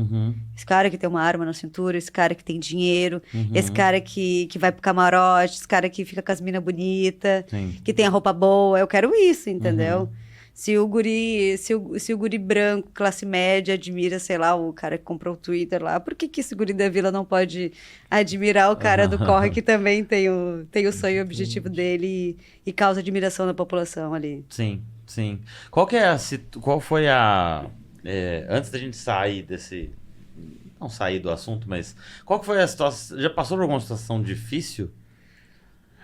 Eu vou perguntar pro Sayá também. Dentro, tipo, alguma coisa que não sei. Nossa, situação difícil. Não sei, mais complicada, ou alguma situação indelicada, ou algo nesse sentido, sabe? Ai, não me lembro de nenhuma situação assim difícil que eu tenha passado. Difícil, mas educação brasileira. Eu acho que é essa a situação mais difícil que eu venho passando. Mas os meninos são bem tranquilos, assim. Eles são muito... Eles respeitam muito, Eles respeitam muito, as pessoas que entram de fora, assim, principalmente mulheres, assim. E eles sabem quem gosta deles, quem não gosta. Eles são muito... Gente, se eu tiro, assim, ó, um pelinho a mais da minha sobrancelha, Dona Senhora fez sobrancelha. Gente, eles observam tudo em mim, nada passa. Se eu não tô tão bem, eles percebem na minha face, tudo. São muito observadores. E é importante que eles sejam assim. Até para eles se autopreservar, né?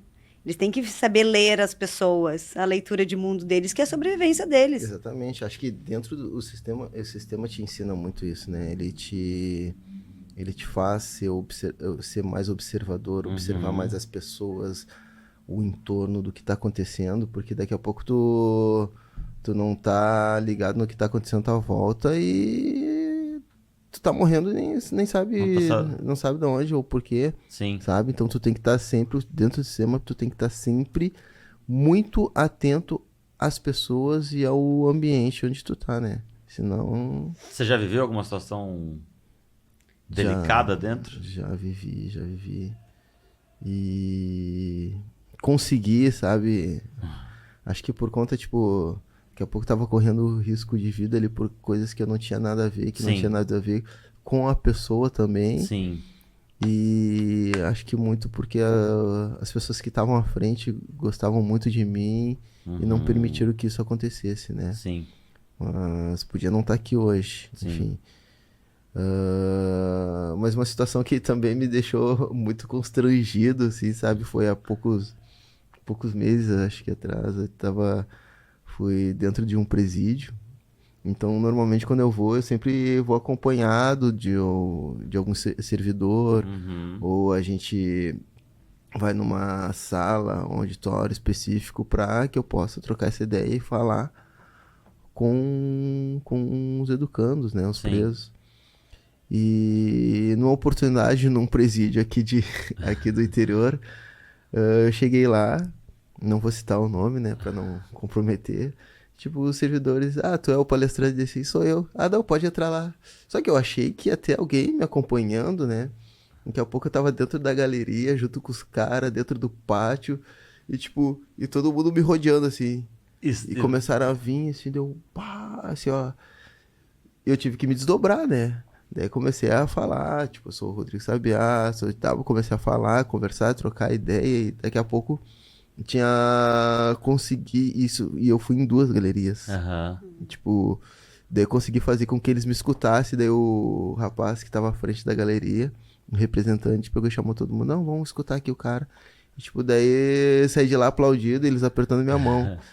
Então, tipo, cara, foi uma coisa muito louca. Eu nunca tinha vivido aquilo ali. Tipo, imagina tu chegar e entrar dentro de um presídio, ficar no meio dos presos ali.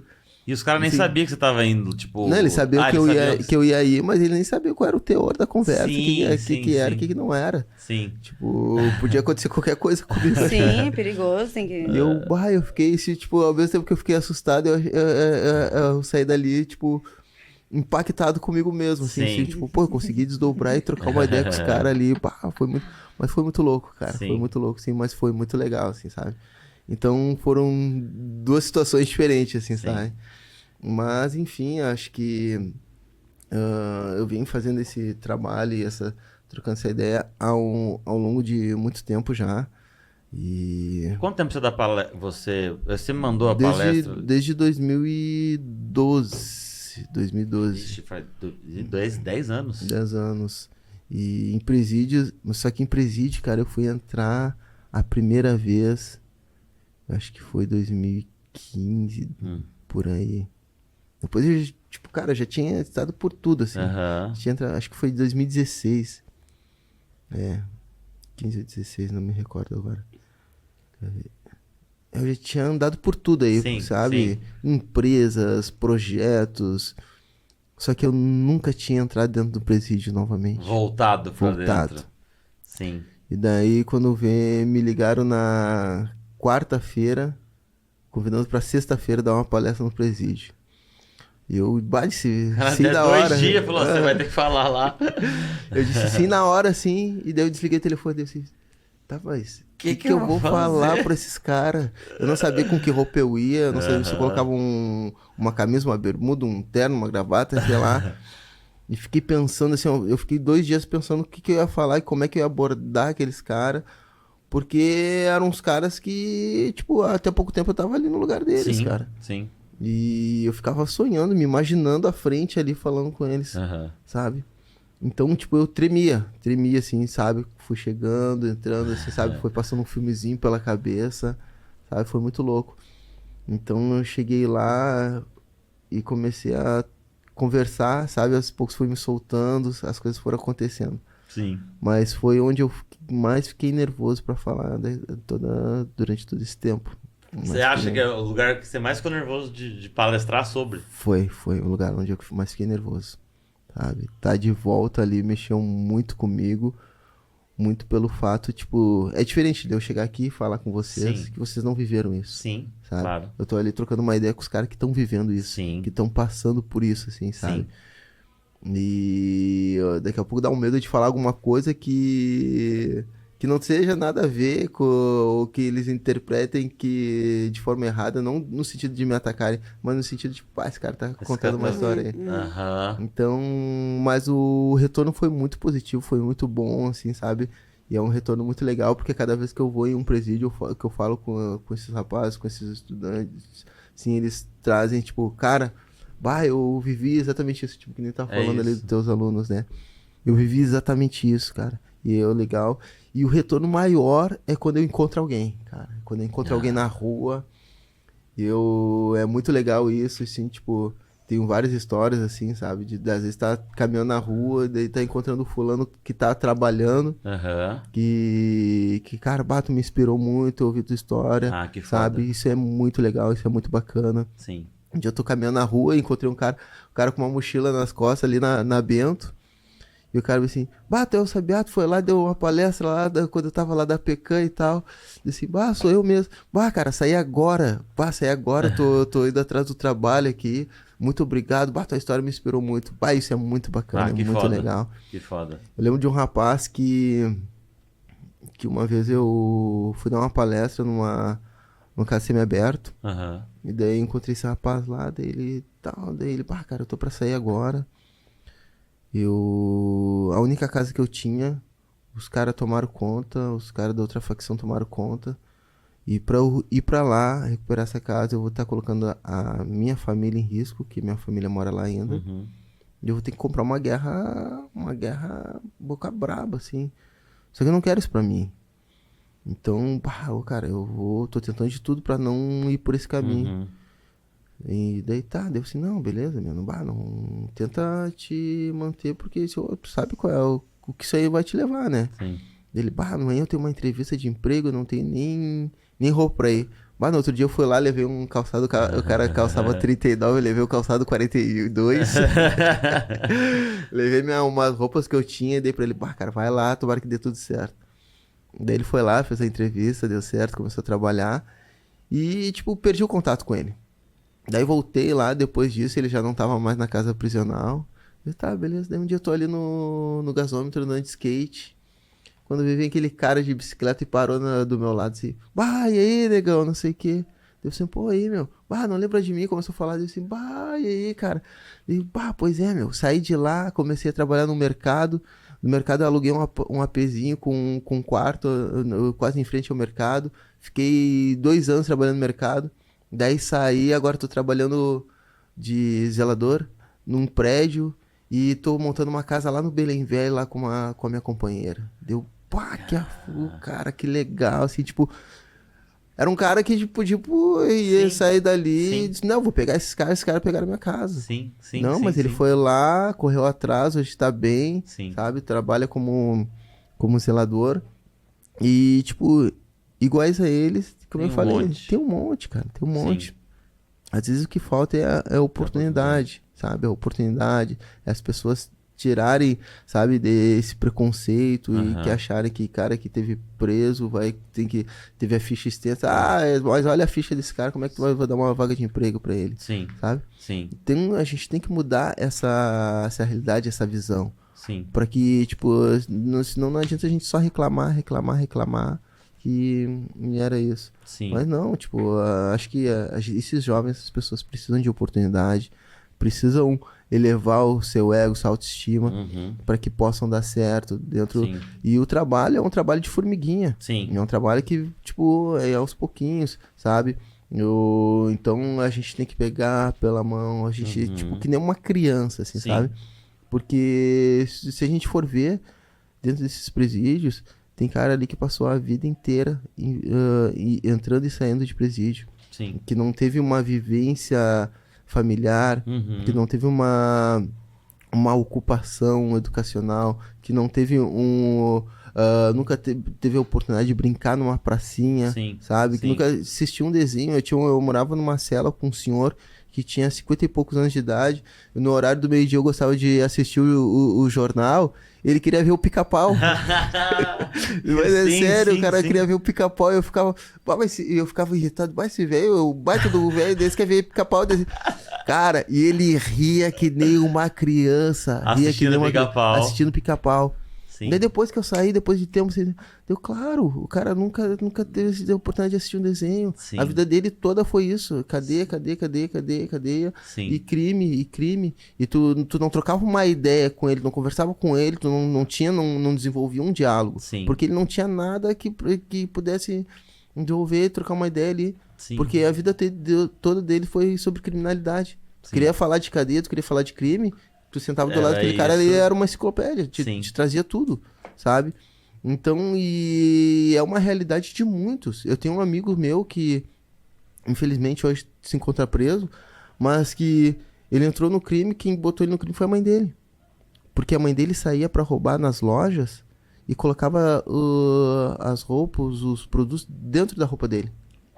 Dentro da roupa dele, desde quando ele tinha 6, 7 anos de idade. Caralho. Então, tipo... E ele, daqui a pouco, aquilo ali era uma coisa normal pra ele. Sim. E ele cresceu fazendo aquilo ali. E, tipo, ele vive desde os 18 anos dele, entrando e saindo de cadeia, entrando e saindo de cadeia. Agora, depois de muitos anos, ele conheceu uma menina, a menina ajudou ele e tal. Ele tava trabalhando, tava super bem. Daí eu encontrei ele na rua, ele falou, me apresentou a carteira de identidade dele. E ele falou, cara, negão, é a primeira vez que eu faço um documento na minha vida. Caralho. É a primeira vez que eu consigo andar. E a polícia me coloca na parede, eu vou apresentar minha identidade ali e dizer que eu não devo nada. Sim. E eu fiquei muito feliz por ele, muito contente. Hoje eu não sei por que ele foi preso novamente. Mas é um cara que tava bem, tava trabalhando na obra, comprou a motinho dele, Sim. tirou a carteira de motorista dele, sabe? Sim. Então foi um cara que deu super certo. Sim. Assim como, tipo, tenho amigos meus que, tipo, ficou presos comigo, saiu antes de mim e morreram. E, tipo, tem amigo meu que, tipo, eu nunca esqueço, um amigo meu que a gente tava lá e sempre tinha um amigo de infância lá junto, preso na galeria. Daí a gente trocava várias ideias e tudo que, tipo, que eu tô falando, que eu falei pra vocês, eu falava com eles lá. Sim. Eu quero sair, quero trabalhar com isso, quero fazer aquilo outro, quero fazer... Tipo, nós éramos 3 amigos ali, 3, 4 amigos, trocando várias ideias. E um amigo meu saiu um dia e ele era viciado no crack. E daí, só que, tipo, na cadeia ele não usava, tava ali com a gente, ele não usava e tal. Não tinha visita, então a gente dividiu o que vinha pra nós com ele e tudo mais. E daí ele saiu, disse, não, agora eu vou mudar, quero outra vida, não quero isso pra mim e tal. Isso não é vida. E daí ele ficou acho que 1 ano ali com a gente, tipo, ele não usava nada. Ele saiu, cara. Ele voltou pra comunidade, voltou lá pra vila. Daí chegou na casa da mãe dele, na casa dele, né? Ele botou o pé na porta, tá a mãe dele e a irmã dele fumando crack. Estão no cachimbo aqui fumando crack. E daí ele olhou aquela cena ali, tipo, saiu. E eu fui pro quarto, tá o irmão dele fechando pra vender. E deu... Daí ele, tipo, não deu uma semana, ele foi preso de novo. Sim. Ele chegou lá, quando ele chegou lá, eu vi ele passando, entrando pelo portão da galeria. Eu falei, bah, cara, não acredito que tu tá aqui de novo. E comecei a falar um monte de coisa pra ele. Ele sentou na nossa frente, assim, a gente começou, bah, meu, olha aqui, tu quer isso pra ti? Olha aqui, a gente tá querendo sair daqui de dentro. Tu não dura uma semana na rua e volta. Sabe? Que, pá, tu tá maluco? Então tudo que a gente conversou foi em vão. Daqui a pouco ele pegou e levantou a cabeça, assim, com os olhos cheios de lágrimas, assim, se segurando pra não chorar. Pegou e falou, cara, eu sou viciado, eu fumo, você sabe? Eu quero fugir disso, mas isso é mais forte que eu. E quando eu coloco na minha cabeça que eu vou fugir, que eu vou sair dessa vida, eu chego na minha casa, tá minha mãe e a minha irmã fumando. Sim. Tá o meu irmão fechando. Sim. De onde que eu vou buscar um incentivo pra sair disso? Sim. De que forma que eu vou sair disso se a minha própria família é usuária? Sim. Sabe? E sempre vivi do crime e, tipo, eu não vejo outra saída que não seja continuar. Sim. Sabe? Então aquilo ali, tipo, eu não sabia nem o que falar. Fiquei quieto assim, sem reação. Deu uma realidade que a gente vive aí. Tem vários jovens, eu fazia trabalho... Fiz trabalho desde 2013 em casas de acolhimento para menores em vulnerabilidades. Depois eu trabalhei como educador social. E é a realidade de muitos dos nossos jovens, assim, que seus pais são viciados. Eles acabam entrando por crime porque é a forma deles se manter a sua casa. Quando eles não são usuários, que nem os pais, eles... o crime que é a... Daí acabam buscando a referência ali no traficante. Sim. O cara que, tipo, quem ele tem como exemplo, quem que ele ama. Sim. É o traficante, é o cara que ele, tipo, tem como status, que abraça ele. Vai lá no bar, pega um refri pra nós, toma aí um troquinho pra ti. Sim. Sabe? E... As festas de final de ano que eles fazem pra comunidade são grandes festas, sabe? Exatamente. Sim, sim. Então, Exatamente. como é que isso vai ser ruim em algum momento da minha vida? Sim. Sabe? Eu tenho 11 anos de idade, chega final do ano, eles dão... Dia das Crianças dão presente pra gente, Natal eles dão presente. Se falta alguma grana pra minha mãe, eles dão um apoio. Eles têm toda uma relação com a comunidade. Como é que eu vou ver esse local, essa pessoa, essa galera como ruim pra mim? Sim. Pois é, eu já sofri muito com isso, né? Muito mesmo. Porque quando eu saí, eu queria fazer trabalho social, eu quero ajudar, eu quero fazer... Eu cheguei numa comunidade lá, tipo, vamos fazer festa Dia das Crianças e tal. E daqui a pouco os traficantes, não, a gente vai te ajudar, a gente vai apoiar. Eu aceitei, assim, né? Depois fiquei pensando, pô, cara, se eu tô querendo sair disso, fugir disso, eu vou aceitar o dinheiro desses caras aí, sabe? Então, tipo, eu acabei deixando de fazer as paradas. As coisas por causa, pra tipo, não... E hoje eu faço, mas eu busco ajuda de parceiros, de amigos que me conhecem, que sabem que eu tô sempre na função. Mas procuro, evito de, sabe, qualquer tipo de relação, assim, Sim. desse tipo. Não tô condenando ninguém, eu tenho amigos meus que vivem do crime, que vivem essa realidade, não condeno eles. Mas, tipo, cara, cada um vive a sua maneira, a sua forma que escolheu, né? Sim. E, infelizmente, é dessa forma que eu escolhi. Felizmente, é dessa forma que eu escolhi viver. Infelizmente, eles escolheram outro caminho, não condeno eles, não julgo ninguém. Mas a gente não pode misturar as coisas também, né? Sim. Porque daqui a pouco eu posso estar me tornando uma vítima disso tudo também, né? Sim. E eu nunca esqueço. Quando eu saí agora, a segunda vez, eu tinha 27 anos. Eu tava me achando um velho, assim, que tipo, pá. E eu cheguei lá, eu falei pra mãe, mãe, vou subir lá no morro, quero ir lá ver os guri, quero ver meus amigos. E cheguei lá e a gurizada começou a chegar, tipo, uns que eram piazinho, estavam maior que eu. Meus amigos, tipo, um chegando de moto, outro chegando de carro, outro contando dinheiro. E eu, caralho, cara, eu com 27 anos, como é que eu vou chegar no patamar desses caras aí? Como é que eu vou ter o que eles têm, sabe? Aham. Pensando pra mim mesmo. E daqui a pouco eu não tinha, cara, eu não tinha nenhum tênis pra vestir, eu não tinha passagem. Quem tava me dando uma passagem era minha mãe que tava. Um tênis eu ganhei do. Nem lembro de quem eu ganhei, Sim, sabe? Eu tinha um abrigo que a minha mãe tinha comprado e tem até hoje esse abrigo, porque eu falei pra minha mãe, esse é o último presente que tu vai me dar. Agora quem vai te dar o presente vai ser eu, sim. sabe? E cheguei lá, os caras tudo bombando. Daí eu peguei, daqui a pouco o cara esse meu amigo que sabia da boca, pegou e falou: Ah, Sabiá, vou te dar um apoio, é o seguinte. Tá vendo aquele cara lá que tá vendendo aquele gurizão? Aquela boca lá eu vou te dar pra ti. E tu que vai coordenar lá, tu nem precisa vir aqui, tu só liga, só nas ligações tu manda largar lá tanto e manda o guri pegar tanto, e é depositado e é tudo assim. E daí tu vai te erguendo, aos pouquinhos tu vai te erguendo. Entendeu? Assim, bah, e eu fiquei olhando assim, pensando assim. Só que ao mesmo tempo passou um filme pela minha cabeça, cara. Tipo, tudo que eu queria pra minha vida e aquilo ali não tinha nada a ver com o que eu queria. Sim. Tudo que você tinha pensado lá dentro, lendo. Exatamente. E tu tem que E estar eu ti- muito firme, E eu muito tive que firme na tua criar decisão. coragem, assim, ó, no meio de todo mundo, assim, todo mundo me olhando, assim, porque vários queriam aquela oportunidade ali que eu tava tendo. Sim. Vários queriam que ele chegasse e oferecesse, que desse aquilo ali. E eu tive que criar coragem, assim, falar, bah, cara, eu não quero isso, vou deixar passar, sabe? Isso não é pra mim. E eles ficaram tudo me olhando, assim, tipo, ah, negão, Tipo, qual é que é? é a oportunidade da tua vida, é a oportunidade que todos queriam. Eu assim, não, meu, deixa essa oportunidade pra outro, então. E eu tive que dizer não, tive que ter coragem, Sim, coragem pra sim, dizer não, sim. ser pulso firme pra dizer não.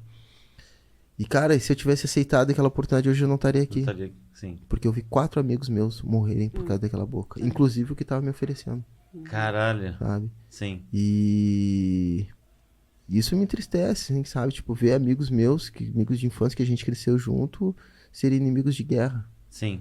Sabe? Muito, muito complicado, muito foda isso. É, esse ponto teu do dizer não, acho que é o, né? É o mais Isso difícil. é individual É o- e isso é pessoal, né? Óbvio que vai ter a ver com as experiências de cada um e tudo mais, mas enfim, imagino que seja. Pode falar. E tu foi dizer não com quantos anos? 27? 27 27 anos. Pois é, e anos. daí agora tu imagina eles oferecendo pra um guri de 17. Ele não vai dizer não de jeito maneira, sabe? Vai ser muito Exatamente, difícil dizer não. Muito difícil. Ô, eu tenho. Quanto tempo que a gente tá? Quase 1h30. Eita, tá. Tem o tempo do saber aqui, já é 15 para as 3. Tá. Eu queria. Tem um quadro. Sabia que tem um quadro novo aqui agora? Começando hoje. É verdade. Não tem nem vinheta, mas tem um quadro novo que chama A Vida. Olha só. Eu tava vindo no Uber e pensei no nome desse quadro. Eu queria. Eu vou perguntar pros dois, na verdade. Pode ser você primeiro, Verônica, responder. Qual foi o melhor acontecimento da sua vida e qual foi o pior momento ou acontecimento da sua vida? Olha, nossa, é que. Bom, eu vou pensar na primeira memória. Acho que essa é Pode ser. Ou... a mais sincera, quando vê aquela Tá. primeira coisa. Eu Tá. acho que o melhor momento da vida foi quando eu passei na Universidade Federal, no vestibular. Quando eu penso em momento feliz, esse foi o primeiro que veio à minha mente, assim. Como você conseguiu entrar para a universidade? Porque Entendi. foi uma conquista. É muito individual, assim, dizer pra ti mesmo, olha onde que tu consegue chegar, tu pode, é muito bom. E qual que foi o pior momento da sua vida? Ou um dos Um piores? dos piores. Pode falar, não tenho também, que não sei, né? Às vezes. Não sei, eu acho que. Acho que ter perdido minha mãe, acho que foi. Aham. Acho que foi uma pior, assim. Tá, então eu não vou nem fazer o resto da pergunta, porque como eu ia não, é porque você gostaria de esquecer esse momento, né? É uma coisa que a gente não tem muito Não que tem como querer. esquecer. A gente aprende a lidar com muita terapia, a gente vai aprendendo a lidar com as coisas. Sim. Qual foi o melhor momento da sua vida, você acha? Cara, o melhor momento da minha vida foi o nascimento dos meus filhos. Nascimento dos filhos. Nascimento Quantos dos filhos você tem? Eu tenho 2. Tenho o Antônio de 3 anos e a Aurora de 1 ano e 4 meses. Novinhos. Isso, então, tipo, eu sempre sonhei em ser pai, né? Sempre quis, eu era muito jovem, eu tinha 16 para 17 anos, eu assim, bah, um dia eu quero ser pai. Porque eu nunca tive pai na minha vida. Uhum. E a minha mãe sempre esteve presente, na medida do possível, como ela como ela podia, né? Sim. Como eu falei, tipo, ela saía às 7 horas da manhã e voltava às 8 horas da noite. E eu senti uma carência, assim, tipo, de, de um carinho, de alguém me levar na escola, de alguém me buscar na escola. De, às vezes acontecer as coisas no meu dia a dia e ter alguém pra conversar, ter alguém pra me proteger diante de tudo aquilo ali que tava acontecendo, Sim. sabe? E então eu sentia muita falta de um pai, sabe? Eu particularmente senti muita falta de um pai. E então eu falava pra mim, eu prometia pra mim mesmo, pá, eu quero ser pai, eu vou ser pai, eu quero ser um pai presente, eu quero estar presente, sabe? Eu quero levar os meus filhos na escola, eu quero buscar o meu filho na escola, sabe? Então, isso foi a realização de um sonho, foi Sim. o melhor momento da minha vida. Tá ótimo. E o pior? Ou um dos, não sei. Pior momento. Cara, eu podia colocar o cárcere, a cadeia, né? Mas porque tudo isso que aconteceu, né? A gente é um trauma pra vida, mas ao mesmo tempo que é um trauma, que é um momento ruim, ele me trouxe uma experiência de vida, tipo, que eu, ao invés de eu levar pro lado ruim, eu procurei levar pro lado bom, assim, Sim. sabe? Trazer o bom de tudo isso. Acho que eu vou deixar manter o cárcere, assim, sabe? Tá. Então, acho que esse foi Um dos piores momentos da vida. Tá, e eu queria saber de vocês, que é sobre passado e futuro, o que que você, pode ser você, diria pro Rodrigo de 10 anos atrás, hoje? Cara... investe em ti, cara. Investe em ti. Corre atrás, escuta tua mãe. Escuta tua mãe. Escuta tua mãe que ela tem razão. Sim. E pro Rodrigo do futuro, o que que você gostaria de saber do Rodrigo de daqui a 10 anos? Investir também. Investir, acho que procurar aproveitar da melhor maneira os momentos, as oportunidades, né? E estudar bastante. Boa. Estudar bastante. Verônica, olha 10 anos pra trás e fala, olha, Gente, pra Verônica de lá de trás. Acho que pra mim nem seria 10 anos, acho que pra mim seria uns 20 anos. 20 anos, 20 anos atrás, 20 anos atrás. 38 você tem, né? 38, é. Quando é que você faz aniversário? Dia 20 de agosto. 20 de agosto, sou mais velho que você, faço 39 agora em maio. Tem a mesma idade. Que dia de maio? 26. 26. Meu irmão faz em 12. E o outro 12 de maio? 12 de maio. Ixi, E o essa é agora. É, essa semana. E o Caralho. outro, o adotivo, ele fez a semana passada, dia 5. Massa, massa. 10 anos atrás. Pode ser mais, se quiser. Atrás, 15, não sei. Pode ser.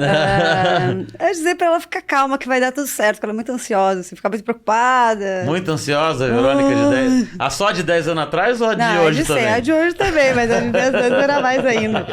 Aquela fase de incerteza que vai dar certo, apostando no futuro, estudando, deixando de fazer um monte de coisa pra ficar final de semana estudando em casa, será que vai valer a pena? Valeu a pena. Valeu a pena. Valeu a pena. E se você pudesse perguntar alguma coisa pra Verônica daqui a 10 anos, o que você queria saber dela? Ai, eu acho que eu ia querer saber o que ela aprendeu pra ter uma vida mais equilibrada, sabe? Pra te dar umas dicas. Pra me dar umas dicas. Entendi. Ótimo. Bom, ó, eu tenho esse... enfim, você me acompanha mais um tempo. Sabiá, a gente se conheceu por agora. Inclusive foi sugestão, eu coloquei uma caixinha lá. Você mandou sugestão? Não mandou, não. Não mandou. De pessoas legais pra trocar ideia aqui. E teve uma galera que falou de você, assim. Então foi aí que eu te conheci, que fui procurar. A gente sempre, no caso, eu falo a gente, que eu acho que eu tenho mania de achar que é só eu mesmo. O Homem Sem Tabu é pra discutir machismos, tabus e várias coisas nesse sentido. Então eu gostaria que você, vou fazer com os dois de novo, o quadro Chame-se. Eu tô cheio dos quadros hoje, se uma hora algum vai dar certo. Eu queria saber do Rodrigo, depois eu perguntar pra Verônica. Se o Rodrigo fosse uma mulher, uma situação, que dica, conselho ou toque você daria pro Rodrigo Sabiá?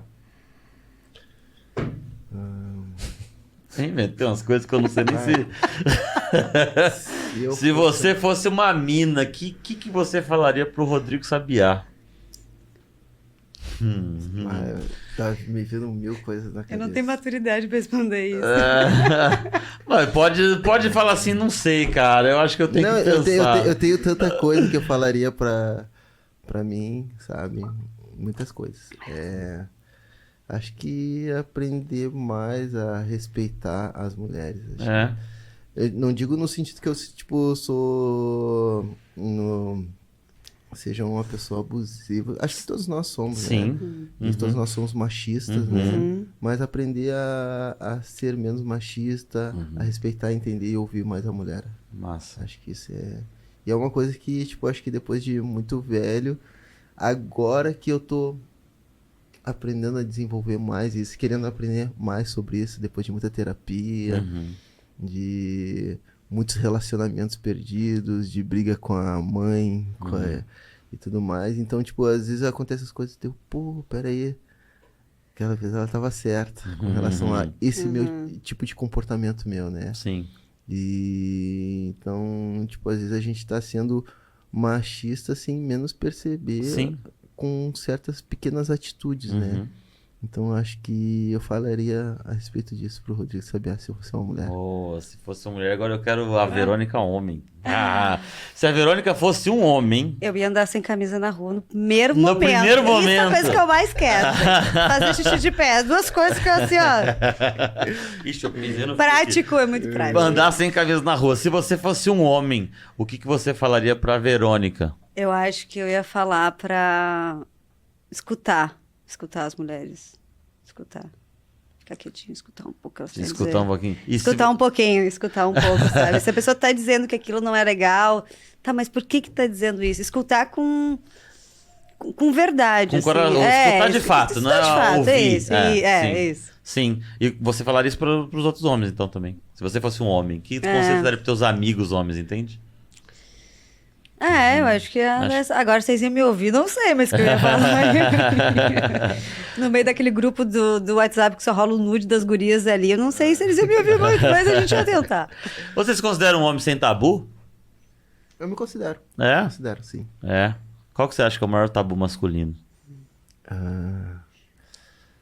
Acho que a masculinidade, aquela coisa. Tipo, o gaúcho tem muito disso, né? De ser o fortão. Dos grupos de ali ser... de WhatsApp. Então, tipo, eu sou uma pessoa que nos últimos anos tenho mudado muito até a minha maneira de me vestir, sabe? Então, de usar umas roupas mais coloridas e tal. E eu enfrento muito isso principalmente nos meus grupos de WhatsApp, dos amigos do futebol, lá da torcida e tudo mais. E acho que e um homem sem tabu, eu me considero um homem sem tabu porque eu não tenho isso aqui é de menina, isso aqui é de menino, nessa divisão de gênero. E procuro passar muito isso pros meus irmãos. Meu filho ainda não entende, mas meus irmãos que um tem 10 outros tem 11. Eu procuro passar isso pra eles, que não existe coisa de menina e coisa de menino, sabe? E até pro meu irmão mais velho, assim, às vezes ele... Ô, meu, essa calça aí... Ô, meu, isso aí... Essa calça que não é de homem. É de tecido. Exatamente, essas coisas assim que a gente passa no dia a dia. Sim. Mas... E também é questão, tipo, de ouvir mais as mulheres, assim, nesse sentido. Assim, eu tenho muito que aprender ainda. Eu sou um cara muito... muitas vezes muito grosso, assim, sabe? Então, tipo... Tô procurando, assim, ainda mais agora que tem uma filha menina, né? Aliás, eu vou te dar uma dica. É isso que eu ia falar. Você vai ter oportunidade. Você tem uma filha e um filho, então a oportunidade de criar um homem, um homenzinho que não seja, né? Exatamente. E óbvio, enfim, um menino e uma menina. Tem um livro muito massa, eu não trouxe aqui, mas chama Os Meninos São a Cura do Machismo. A causa é arriscada e a cura. É muito legal, da Nana Queiroz. Depois eu te mando. É muito foda. É muito maneiro. Inclusive, eu te mando. É muito legal mesmo, assim. Não, eu não sou pai. Mas, enfim, acho que é um livro interessante para qualquer pessoa ler. Mas, enfim, Sim. você é papai de crianças. Às vezes eu fico olhando tanto pra ele quanto pra ela, assim, deu assim, cara, eu não quero que vocês passem nada do que eu passei. E também não quero que vocês enfrentem sozinhos essa realidade do mundo aí, né? Sim. E então, tipo, eu tô sempre procurando estar por perto, quebrando esses tabus aí, Sim. que é importantíssimo, né? Para que daqui a pouco ele chegue tanto ele quanto ela cheguem na minha frente, numa situação totalmente ao contrário daquilo que a sociedade acredita, e eu quero ser a primeira pessoa a estar do lado deles ali, a apoiar, Sim. independente do que for, né? Sim. Ouvir, Sim. exatamente, ser um ouvinte e Sim. tudo mais. Acho que é Boa. muito importante isso. Boa, e é que isso aqui daria um outro podcast, mas é só, enfim, agora que eu perguntei, eu queria saber pra você qual que é o maior tabu masculino. Já pensou sobre isso? Masculino? Tem tantos, Ai, né? gente, nossa, tem muita coisa Tem pra tanta falar. coisa. Mas eu acho que, sei lá, os caras ficar repetindo comportamento em relacionamento com as gurias, achar que tá dando certo, que tem que ser assim, e já não dá mais certo, sabe? Sim. E eu converso isso muito com os meninos lá também, né? Como é que tem que tratar as gurias e tal, que as gurias não gostam porque pros guris nesse meio é muito comum, assim, a mina ser muito posse deles, né? Sim. E, tipo, se tu terminar comigo, vou raspar teu cabelo, ou tá. pior, né? Depende da situação. E daí eles dizem, não, mas porque a mulher, ela gosta de ser agredida, ela gosta de apanhar, se ela tá comigo é porque ela gosta, sabe, essa coisa. E digo, gente, será que ela gosta ou será que ela não percebeu que ela não merece isso? Que ela pode ver outro tipo de coisa, será que ela não se deu conta ainda, talvez, que ela merece algo melhor? Sim. E se uma hora ela se der conta, tu é a melhor coisa pra ela, né? Enfim, não sei. Ótimo. Tem muita coisa. Não, mas é perguntas surpresa pra ficar melhor, pra resposta sair mais natural. Eu queria, já estamos estourando no seu tempo também, eu queria te agradecer de verdade. Eu curti pra caralho, eu fiquei mais te ouvindo e tentando, sei lá, né, deixar, óbvio, vocês são os convidados a falarem, eu fiquei muito feliz mesmo. Obrigado por ter vindo, pelo seu tempo aí, de verdade. Tamo aí, do que quiser, do que puder ajudar, do que precisar. Tamo junto, obrigado mesmo, obrigado. Eu que agradeço aí a oportunidade aí, né, a confiança, eu poder estar aqui hoje falando um pouco de mim, falando um pouco da minha história, falando um pouco que eu vivi, né, do que eu vivo no meu dia a dia. E por essa abertura aí também, para ter conhecido, apresentar. Pois é, fazer contatos. Acho que é muito importante. Já vai lá pra né? escola Sabiá, já tem o convite. Obrigadão aí, vamos agendar e vamos sim, com certeza. Então, e parabéns pelo programa, parabéns por toda essa estrutura aí e na torcida para que dê certo. E também pode contar comigo aí, que estou à disposição. Valeu, mano, de verdade. Obrigado pela sua presença. Obrigada, Thiago. Em última hora. Deu tudo certo, Deu foi tudo muito certo. legal. Obrigado mesmo pelo seu tempo aqui. Espero que você tenha gostado. Espero que vocês tenham gostado. Adorei. Foi muito legal o diálogo. Quer deixar... Qual que é o teu Instagram mesmo? É Rodrigo Sabiá, com H no final. Rodrigo Sabiá, com H no final. Você Pode ser? deixar o seu Instagram? Pode ser. V com 2 E, _ rock. _ rock. Você que ficou... Quer deixar algum... É isso, né? Querem falar alguma coisa final? Beijo pro meu pai, pra minha mãe. Manda beijo pro pai e pra mãe, manda beijo pros filhos. Você que ficou aqui até agora, eu quero te agradecer de verdade, de coração. Muito obrigado. Divulguem o podcast, compartilhem. Isso ajuda muito a gente. E se você quiser ter a sua marca aqui na TV, a gente falando dela, e a gente vai ver também, que a gente não vai, né? Tem que ser legal, não vai ser... Enfim, você fala com a gente vai conversar. Você pode ter teu logo aqui e a gente te coloca no nosso podcast. Eu queria agradecer a audiência mais uma vez. A gente tá falando aqui da Startar e a gente vai ouvir bastante falar disso ainda. A gente se encontra no próximo episódio, tá bom? Esquecendo alguma coisa, Léo? Não. Agradecer. Obrigado, gente. Até mais. Valeu, hein? Tchau.